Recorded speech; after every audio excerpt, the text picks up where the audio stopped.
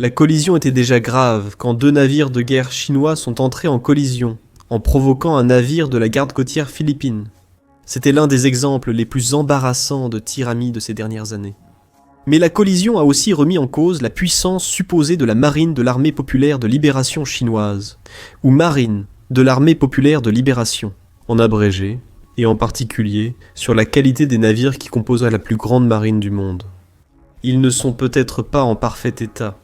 La collision s'est produite le 11 août 2025 dans la région Indo-Pacifique contestée, où la Chine devient de plus en plus agressive.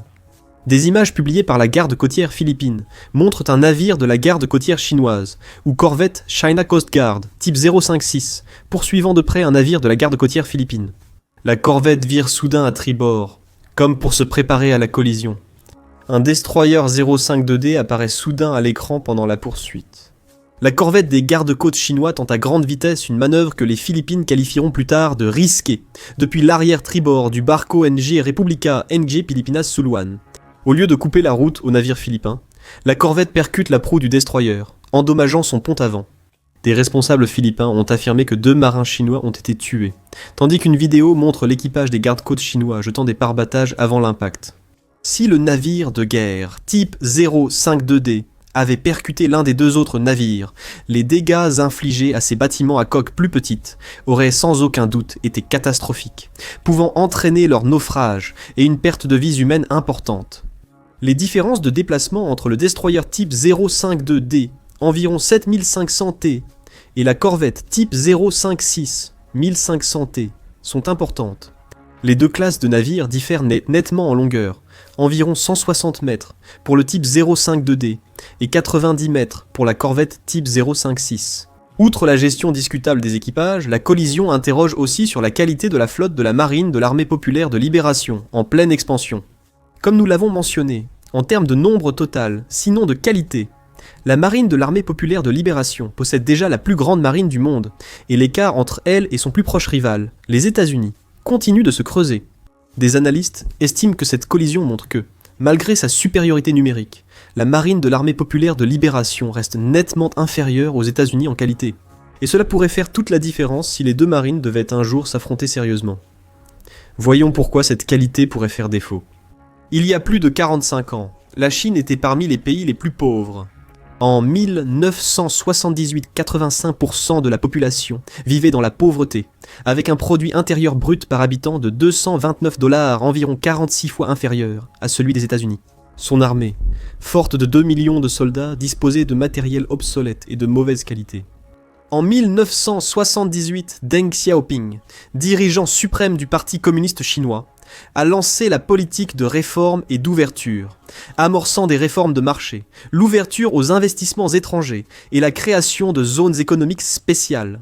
Selon la Banque mondiale, cette transformation a permis à plus de 800 millions de personnes de sortir de la pauvreté en 50 ans. Le produit intérieur brut par habitant a été multiplié par 59, dépassant $13 000. Cette croissance économique phénoménale, mesurée en termes de parité de pouvoir d'achat, où parité de pouvoir d'achat fait de la Chine de loin la plus grande économie du monde. Environ 30% plus grande que les États-Unis, qu'elle a relégués à la 2e place en 2014.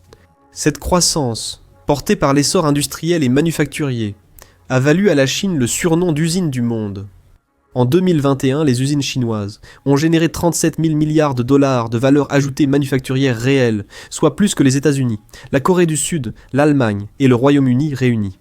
Actuellement, elle produit 3 fois plus de voitures que les États-Unis, et elle produit même presque autant de bières chaque année que les États-Unis, la Russie et l'Allemagne réunis. Au fil des années, la production manufacturière de la Chine s'est étendue, passant principalement de biens de consommation bas de gamme, comme les jouets en plastique et les coupe-ongles, à des produits de plus en plus haut de gamme et technologiquement avancés, comme les smartphones, les ordinateurs, les véhicules électriques et les robots.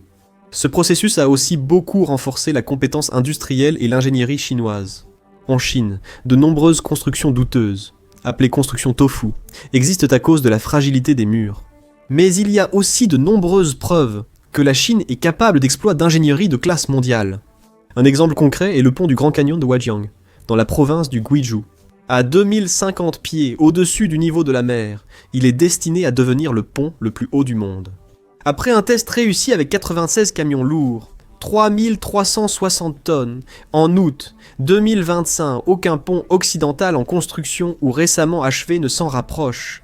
C'est pareil pour la technologie des trains à grande vitesse. Déjà, avec près de 30 000 miles de voies ferrées opérationnelles, aucun pays occidental, à part peut-être le Japon, ne possède un réseau de trains à grande vitesse pouvant égaler la taille, la rapidité ou la densité de celui de la Chine. En juillet, le géant ferroviaire chinois CRRC a commencé les tests finaux du train à hydrogène le plus rapide du monde. Prévu pour être opérationnel en 2025, ce train à grande vitesse devrait atteindre des vitesses allant jusqu'à 250 km/h sans aucune émission. Encore une fois, rien dans l'Occident collectif ne s'en approche. L'Institut de technologie de Pékin a récemment présenté le premier cyborg B au monde, un contrôleur cérébral de seulement 74 mg le plus léger au monde, et fixé sur l'abeille pour en contrôler les mouvements.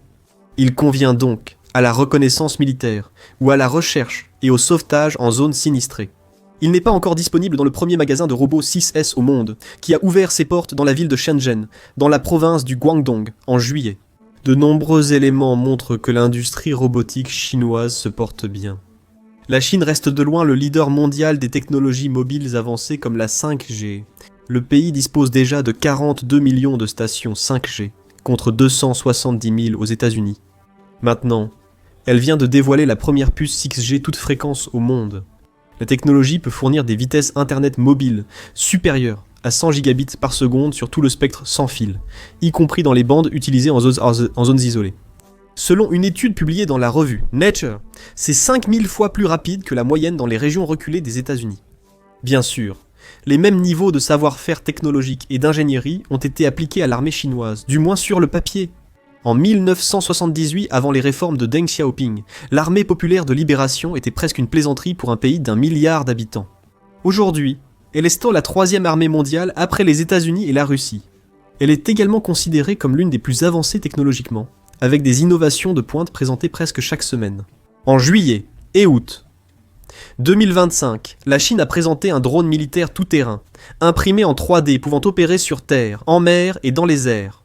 Le nouveau drone furtif sans queue 4J, 3001 avions AWAX de surveillance longue distance high-tech, le laser embarqué L8, un pour intercepter à la fois des drones et des missiles, ainsi que le système de défense aérienne laser de nouvelle génération, OW, 5A50, monté sur camion, capable de vaporiser et de brouiller des drones volant à basse altitude à des distances allant jusqu'à 10 km. Il a aussi présenté la bombe Règne des aiguilles de fleurs de poirier, contenant 250 à 300 kg d'aiguilles en tungstène très tranchantes, capable de tout déchiqueter sans créer de grosses explosions, ainsi qu'une bombe au graphite pour désactiver centrales électriques et lignes de transmission.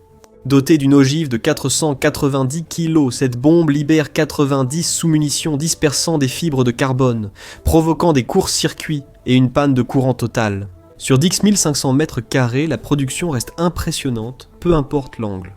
Le rythme de l'innovation chinoise pourrait même être considéré comme intimidant, à condition bien sûr que tout ce matériel tienne réellement ses promesses. Parfois, cela s'est confirmé. Les chasseurs chinois JDXC ont souvent été moqués en Occident comme inférieurs aux F-35 Lightning II américains, ou Rafale français. Lors du court affrontement Inde-Pakistan, début 2025, les J-10C pakistanais auraient perturbé le radar et la communication du Rafale indien. Ainsi, les avions chinois auraient abattu jusqu'à 3 avions français, pourtant plus réputés et coûteux. L'armée populaire de libération a massivement investi pour moderniser ses défenses aériennes, la guerre électronique et les capacités missiles et drones de son armée de l'air. Cependant, ses plus grands progrès militaires proviennent de sa marine. Selon le rapport annuel 2024 du département de la défense des États-Unis sur la puissance militaire chinoise, la marine de l'armée populaire de libération est aujourd'hui la plus grande du monde, avec plus de 370 navires et sous-marins, dont plus de 140 grands bâtiments de surface. Un rapport du Centre d'études stratégiques et internationales a indiqué qu'en 2024, la marine de l'armée populaire de libération exploitait 234 navires de guerre contre 219 pour la marine américaine. Cependant, cela ne raconte pas toute l'histoire. Les États-Unis ont un avantage en croiseurs et destroyers lance-missiles, ainsi qu'en tonnage total, grâce à leur flotte de 11 porte-avions contre 3 pour la Chine. La Chine a mis en service en août son 4e porte-hélicoptère de type 075, le China Navy Ship Hubei, depuis 2021. Mais ils restent incomparables aux porte-avions polyvalents, Nimitz américains, capables de transporter divers avions d'attaque et hélicoptères. Les sous-marins américains de classe Ohio sont jugés bien supérieurs à tout ce que la Chine peut déployer. La Chine compte 307 chantiers navals actifs contre une vingtaine aux États-Unis, dont 35 dédiés à la construction navale militaire. Un rapport montre qu'en 2024, l'industrie navale chinoise a construit plus de navires commerciaux en tonnage que les États-Unis depuis la Seconde Guerre mondiale, contre seulement 4 pour ces derniers.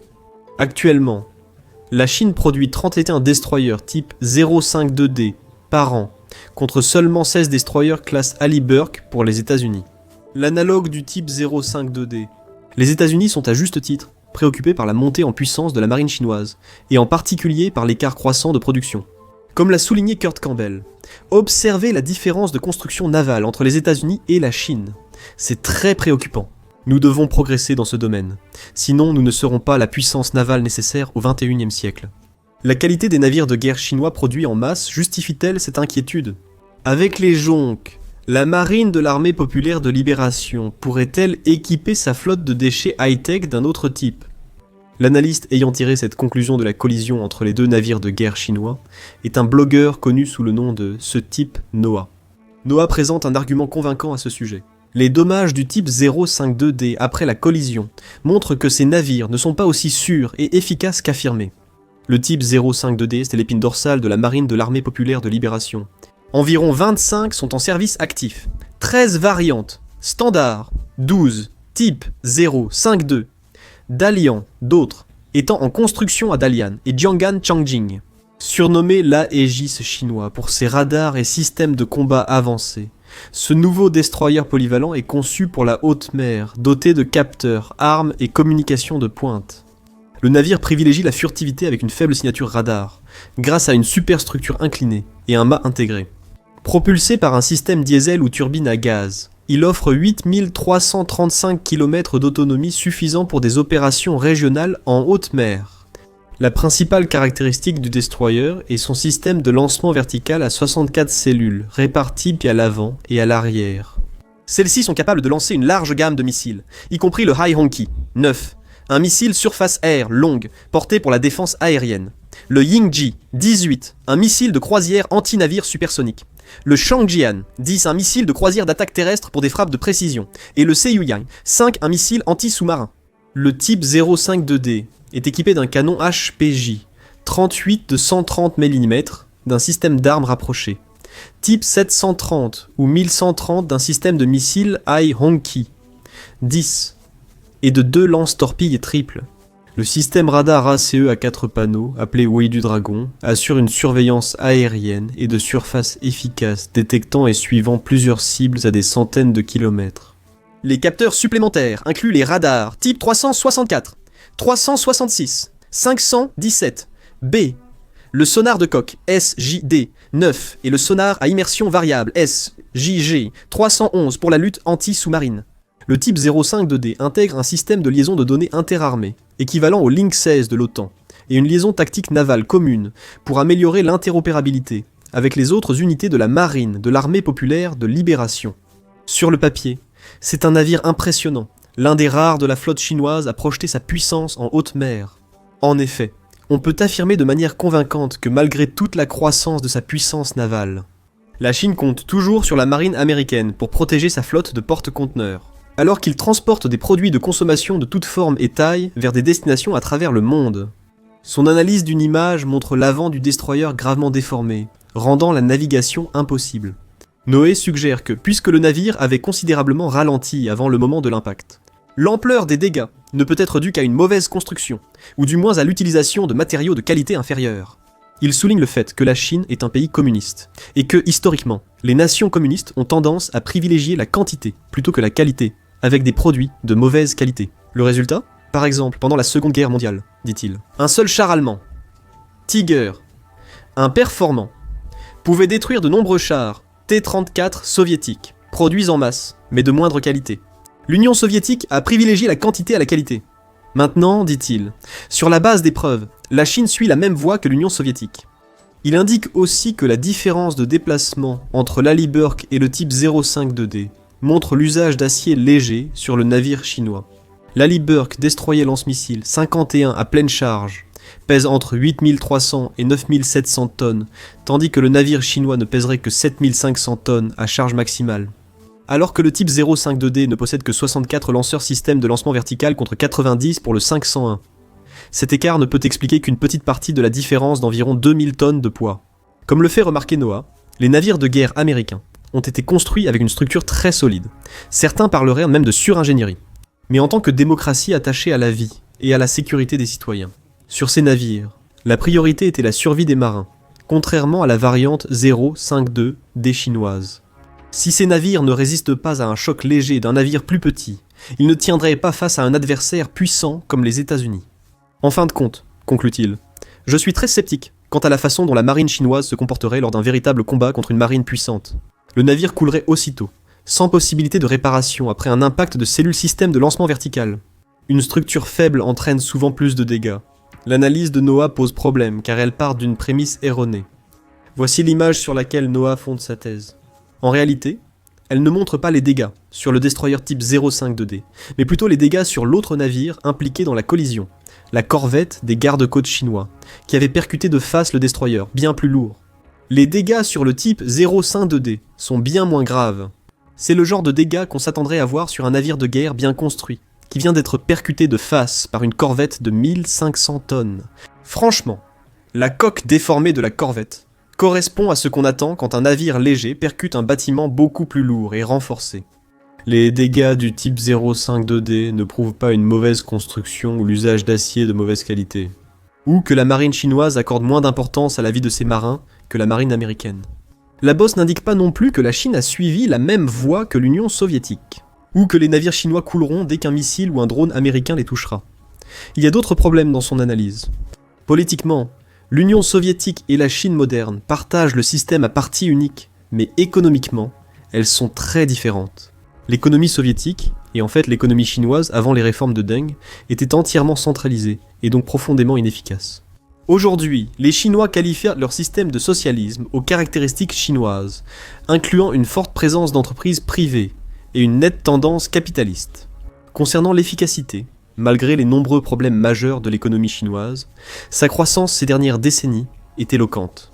Est-ce que tout cela signifie que les navires de guerre chinois sont incroyablement bien construits et que les États-Unis devraient paniquer à ce sujet? Bien sûr que non, mais cela n'indique pas non plus le contraire. Pour le type 052D des analyses du National Interest ou du Naval Technology Journal, aborde ce navire avec bien plus de respect. Adversaire redoutable de la classe Alibur, en réalité nous ignorons encore comment. La majorité de la flotte chinoise, ou en fait la grande majorité de ses autres armements modernes, n'a pas encore été testée dans des conditions de combat réelles, car très peu ont une réelle expérience de la guerre.